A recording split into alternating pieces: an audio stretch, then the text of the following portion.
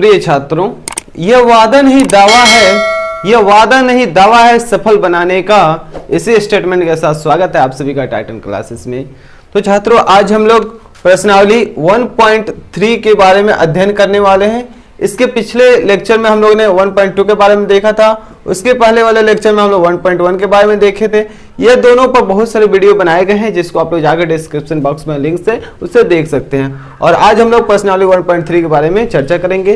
तो यदि आप लोग बता दो कि बिहार बोर्ड की क्लास 10 की परीक्षा की तैयारी कर रहे हैं और 100 में 100 अंक मैथ में यदि लाना चाहते हैं, तो इस चैनल को यानी टाइटन क्लासेस को सब्सक्राइब और लाइक शेयर कर दीजिए, ताकि आने वाला वीडियो आप तक पहुंच सके। और जितना भी इस पर अपलोड किया जाएगा मैथ का वीडियो, आप लोग उसे देखें। और चैलेंज है यह कि आपका 100 में 100 जरूर आएगा। कोई भी क्वेश्चन इससे बाहर नहीं आ सकता आपके बोर्ड एग्जाम में, इसलिए आप सभी वीडियो को ध्यानपूर्वक देखें, समझें और घर पर प्रैक्टिस करें। ठीक है, तो चलिए हम लोग देखते हैं आज प्रश्नावली 1.3 का। इसे मैं मिटा रहा हूं इसलिए कि क्योंकि आप लोग भी जानते हैं प्रश्नावली 1.3 में जो क्वेश्चन है वो थोड़े में तो बनने वाला है नहीं, वो क्या है, लंबा थोड़ा सा जगह चाहिए उसके लिए, इसलिए मैं इसे मिटा रहा हूं। और यहाँ पे जो हम लोग 1.3 प्रश्नावली, इसमें जो पहला क्वेश्चन है कि सिद्ध कीजिए कि √5 एक अपरिमेय संख्या। क्या सिद्ध करना हम लोग को? सिद्ध कीजिए कि √5 एक अपरिमेय संख्या है। ऐसे तो आप लोग अपरिमेय संख्या की डेफिनेशन बताया गया है, उसमें आप लोग जानते हैं कि √5 अपरिमेय है, लेकिन आखिर कैसे इसे प्रूफ कर देना है। तो जितना छोटा क्वेश्चन है उतना ही लंबा इसका आंसर है। तो चलिए इसे हम लोग सॉल्व करते हैं, देखते हैं कैसे बनता है। यहां पर देखते हैं, सबसे पहले बनाने का तरीका क्या है, तरीका को समझिए। तरीका इसका यह है हम लोग का, या तो कह रहा है कि √5 एक अपरिमेय संख्या, लेकिन मान के चलते हैं कि यह एक परिमेय संख्या। ठीक है, यहाँ पे यही तरीका है बनाने का, इसके जस्ट अपोजिट मान के चलना पड़ता है। माना कि √5 एक परिमेय संख्या। ठीक है, √5 क्या है? एक परिमेय संख्या। आप लोग भी जानते हैं यदि कोई परिमेय संख्या तो परिमेय संख्या को किस रूप में लिखा जा सकता है? परिमेय संख्या p/q के रूप में लिखा जा सकता है। इसका मतलब हम लोग जो है √5 को क्या कर सकते हैं, √5 को लिख सकते हैं ना, √5 बराबर p/q। क्यों लिख सकते हैं? क्योंकि ये अगर परिमेय संख्या मान चुके हैं तो परिमेय संख्या तो p/q के रूप में होता है, इसलिए लिख सकते हैं। और यहाँ शर्त क्या होता है, आप लोग भी इस शर्त को जानते हैं, q डजंट इक्वल टू 0, यानी q 0 के बराबर नहीं होते, यह भी बात कर सकते हैं। तो और क्या इसमें कंडीशन था, परिमेय संख्या के बारे में क्या बताया है, पिछले वीडियो में बताया गया है ना।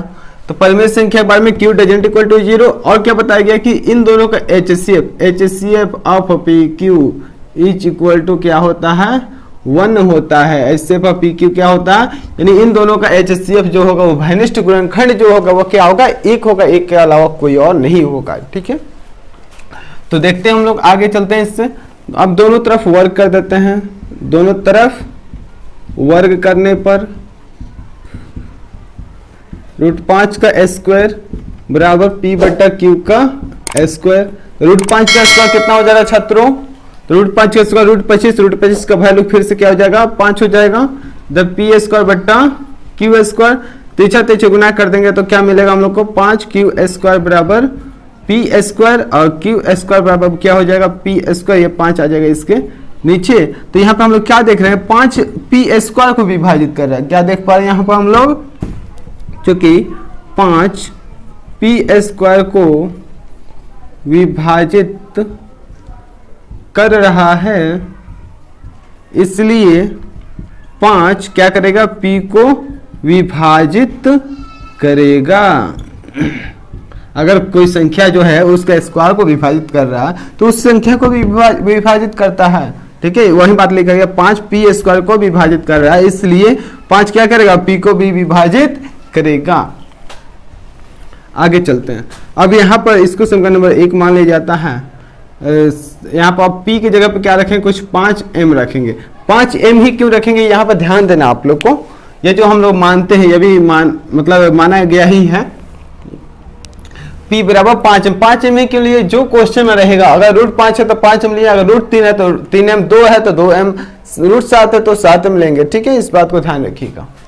तो यहाँ पर q² बराबर 5m² बट्टा 5, यानी कहाँ से लिखें, समीकरण 1 से। ठीक है, तो यहाँ पे हम लोग क्या देख पा रहे हैं, क्यू स्क्वायर बराबर 5m² यानी 25m² बट्टा 5, 5 के स्क्वायर 25, इससे ये कट गया, यानी क्यू स्क्वायर बराबर क्या मिला 5m²।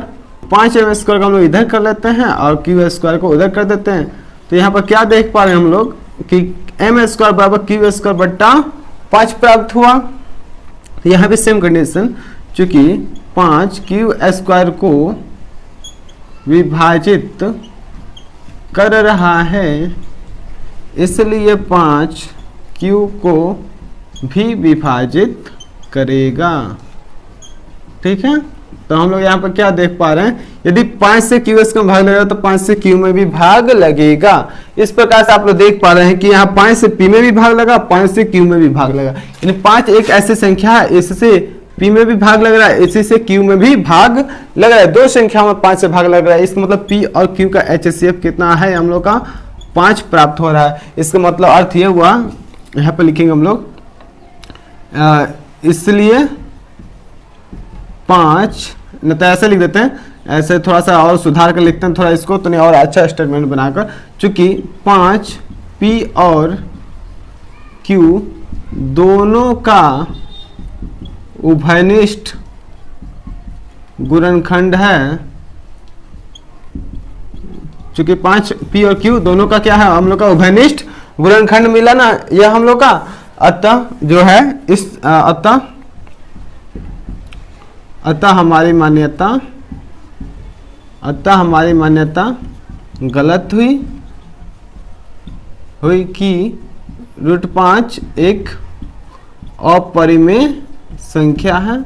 √5 क्या है, एक अपरिमेय संख्या। ये जो हम लोग माने थे गलत, क्यों गलत हुआ, क्योंकि यहाँ पे देखिए क्वेश्चन का था, यहाँ पे जो हम माने थे परिमेय संख्या की HCF और PQ 1 आना चाहिए, लेकिन यहाँ पे दोनों का उभयनिष्ठ गुणनखंड कितना आ गया, 5 आ गया। तो हम लोग जो माने थे वो माने थे गलत हुआ कि वह क्या है, एक परिमेय संख्या, सॉरी यहाँ पर √5 एक परिमेय संख्या है, इसलिए √5 एक अपरिमेय संख्या है। चलिए देख लिया आप लोग, समझ गए, यही हम लोग प्रूफ हो गया, बहुत ही कोई ज्यादा कठिन भी नहीं है।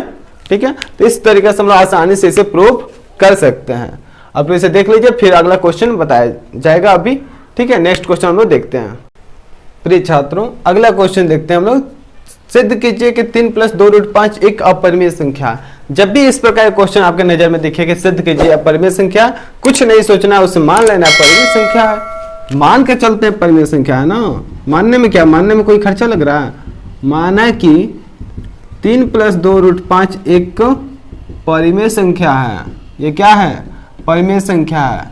यह मार्कर ही है, मार्कर को मान लेते हैं कि यह एक स्टिक है, और पता चला कि यह स्टिक जैसा कार्य ही नहीं कर रहा है, इसका अर्थ क्या हुआ, यह स्टिक नहीं है। उसी तरह यह हम लोग देख रहे हैं कि ये 3 + 2 √5 जो है सिद्ध करना परिमेय, लेकिन मान के चलते परिमेय मान के चलेंगे, परिमेय का इसके पास गुण है ही नहीं, इसका अर्थ क्या है, यह अपरिमेय है। ठीक है, तो आगे देखते हैं हम लोग। तो जब परिमेय है तो इसको लिख सकते हैं ना, 3 + 2 √5 बराबर परिमेय संख्या लिख सकते हैं, कोई दिक्कत नहीं है, लिख दिया इसको परिमेय संख्या। अब यहाँ से हमको 3 को गायब कर देना है, इधर केवल रूट में रहना चाहिए। ठीक है, केवल इधर रूट वाला को छोड़ना, बाकी को गायब कर देना है। तो 3 को इधर से हटाना, तो क्या करेंगे, 3 हट जाए। सोचिए 3 को हटाना तो क्या करेंगे, 3 यहाँ से हट जाए। तो अगर 3 यहाँ प्लस में है तो अगर 3 को घटा दे तो 3 तो घटेगा तो 0 हो जाएगा ना। तो 3 एक ही तरफ थोड़ा घटाएंगे, दोनों तरफ घटाएंगे। ठीक है, इससे यह कट गया। यदि 2 √5 इधर मिला, इधर परिमेय संख्या में से 3 घटाएंगे तो क्या होगा बताइए। दो परिमेय संख्याओं का अंतर क्या होता है, कमेंट बॉक्स में आप कमेंट करके बताइएगा आप लोग, दो परिमेय संख्याओं का अंतर क्या होता है। तो दो परिमेय संख्याओं का अंतर हम लोग क्या मिलता है, एक परिमेय संख्या ही मिलता है। इसका परिमेय संख्या में से 3 को घटाएंगे तो परिमेय संख्या ही प्राप्त होगा। ठीक है, अब देखते हैं हम लोग आगे। अब इस 2 को गायब कर देना। 2 को गायब कैसे कर सकते हैं, तो अगर 2 से दोनों तरफ भाग कर देते हैं, तो भाग करेंगे तो 2 दोनों तरफ से गायब हो जाएगा हम लोग का। 2 से 2 कट गया, इधर मिला √5, और इधर परिमेय संख्या में यदि 2 से भाग भी करते हैं तो कैसे संख्या प्राप्त होगी हम लोग की, तो परिमेय संख्या ही प्राप्त होगी। तो इधर हम लोग क्या देख पा रहे हैं, इधर √5 क्या है, अभी आप लोग जस्ट प्रूफ किए √5 कैसी संख्या है, अपरिमेय, लेकिन इधर तो कह रहा है कि परिमेय, यहाँ पे तो कह रहा है √5 एक परिमेय संख्या। क्या हम लोग इस बात को मान लेंगे, तो नहीं मानेंगे। यहाँ लिखेंगे कि चूंकि इस तथ्य से क्योंकि इस तथ्य से यह विरोधाभास हो रहा है, विरोधाभास हो रहा है कि रूट जो हम लोग का √5 एक अपरिमेय संख्या, √5 एक अपरिमेय संख्या है।